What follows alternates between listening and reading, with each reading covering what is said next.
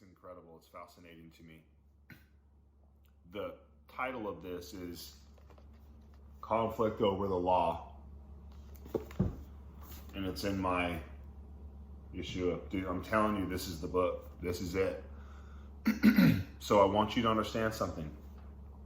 The Pharisees, the courts, the government, the money, the cabal, these folks are so upset with Jesus because they realize they can't control him and they realize he's very powerful, that they want to somehow, some way arrest him so they can kill him. They want to devise a plan, set up a trap that Jesus will fall into so they can arrest him. So here's where we are. Up to this point, the Pharisees had no opportunity to accuse Yeshua of breaking the law of Moses because he kept every jot and tittle of it perfectly. This event is their only attempt to get him to verbally contradict that law. If they could achieve that, it would render his claim of keeping the law perfectly null and void. They chose to bring up the situation while Yeshua was teaching in the temple to discredit him publicly, especially over an issue for which the punishment was not debatable, the issue of adultery. That is the presumed case here. And the scribes and the Pharisees bring a woman taken in adultery, and having set her in the midst, they say unto him, Teacher, this woman has been taken in adultery in the very act. That's from John 8, verses 3 through 4. To assure Yeshua that the woman had been caught in the very act of adultery and was undoubtedly guilty, the implied eyewitnesses were involved. John the Baptist pointed out that this was an obvious attempt to entrap Yeshua, and this, they said, trying him, that they might have whereof to accuse him. And that's John 8, verse 6. The law of Moses was very clear. A man and woman caught in the act of adultery were to be put to death. Got it. So, the concern of the scribes and the Pharisees was the Mosaic law.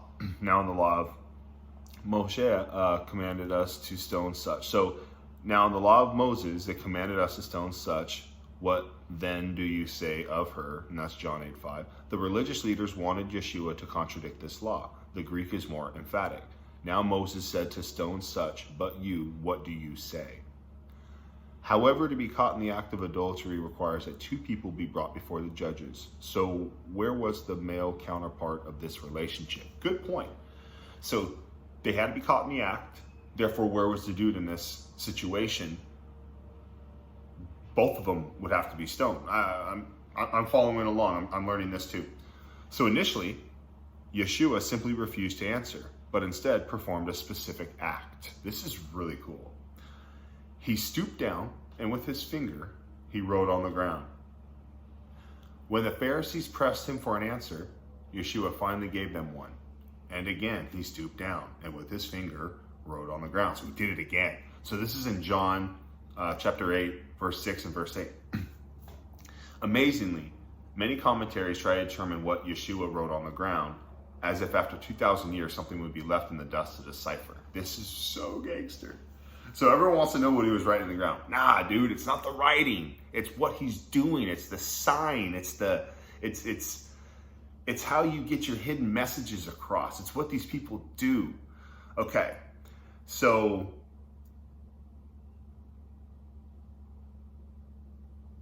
in the Greek text, the emphasis is not on the writing, but on the finger. So the Greeks emphasized the finger, not so much what he was writing when these people were translating this stuff. So bear with me here.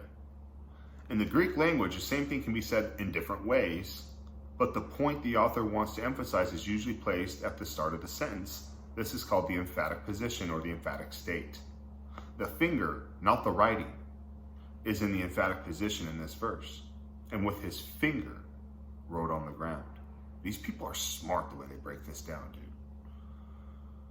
Why would the emphasis be on the finger? Think about this. This is where it really gets sharp. Of the 613 commandments God gave to Moses, 603 were written on parchment with the pen of man.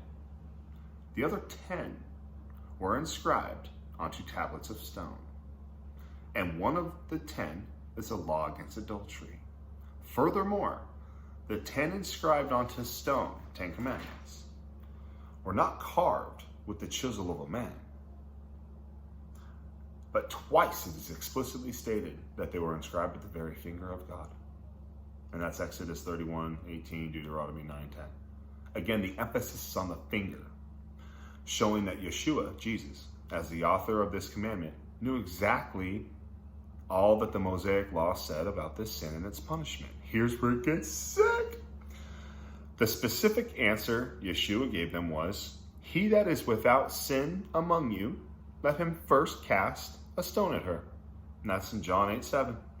This is often pulled out of context to mean something not intended, that one should not judge others. However, the Bible requires believers to pass judgment at times. Confronting a brother who has sinned is a matter of judgment. Calling people out that need to be called out is a judgment that needs to happen. None of y'all just get to run around doing what you want. Nah, we're not to judge each other with hatred. We're not to judge each other with jealousy and covetousness, but we are to darn right call each other out when we're messing up, straight up.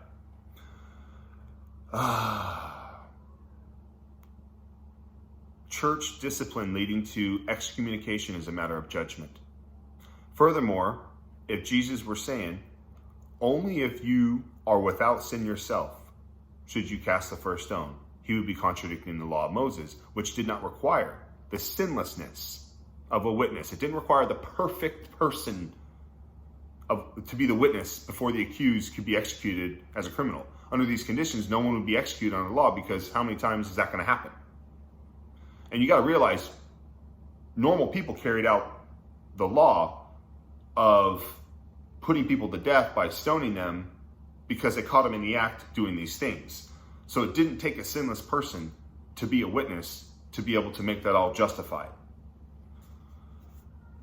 Under these conditions, no one could be executed under the law, and yet the law required execution for certain sins, one of which was the sin of adultery. Therefore, if Jesus said they should cast the first stone only if they were sinless, he would have broken the Mosaic law, and they would have had a basis for accusing him, because it wouldn't take a sinless person to do it, is the point. Jesus was making the point that if this woman is judged on the basis of the Mosaic law, they would have to judge her on all that Moses said about this sin and its punishment, not just twisting it, all of it. Hey, if you're going to judge her by the entire law. So here's where it gets gangster. Yes, Moses said anyone guilty of adultery must be stoned to death, but that was not all. Moses also said that no one could be stoned to death except at the testimony of 2 or 3 witnesses. This much they had, since they claimed she was caught in the very act. Fine. Moses also said that 2 or 3 witnesses whose testimony condemned the guilty one to death must be the ones to cast the first stone. Furthermore, they had to be faithful and true. Which indicated to some that the 2 or 3 witnesses whose testimony condemned an adulteress to death and who were responsible for casting the first stone must not be guilty of the same sin as the accused. Let me say it again. If you catch a person in an adulterous act, but you yourself are an adulterer, you don't get to say nothing about it. You don't get to stone them to death. Jesus says you yourself got to be clean of that sin yourself if you even dare think you're going to call someone out on it. How about this? Therefore, in the context of their own theology, Jesus said that if the 2 or 3 witnesses were innocent of the same sin, they should cast the first stone, just as Moses had commanded. However, one by one, the men walked away, implying that, at least among the accusers, not one person was innocent of this sin.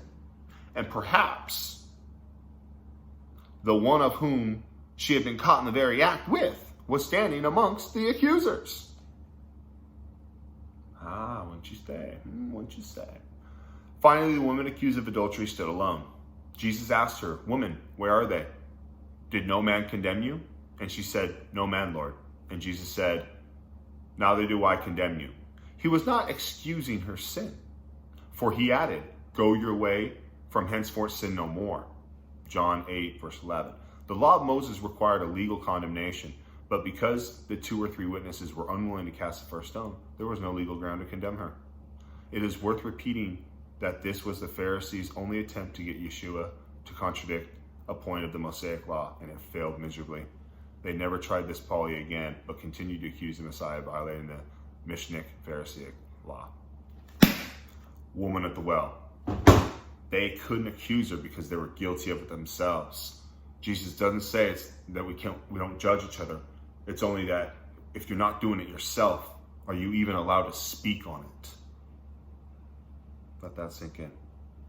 Bless you.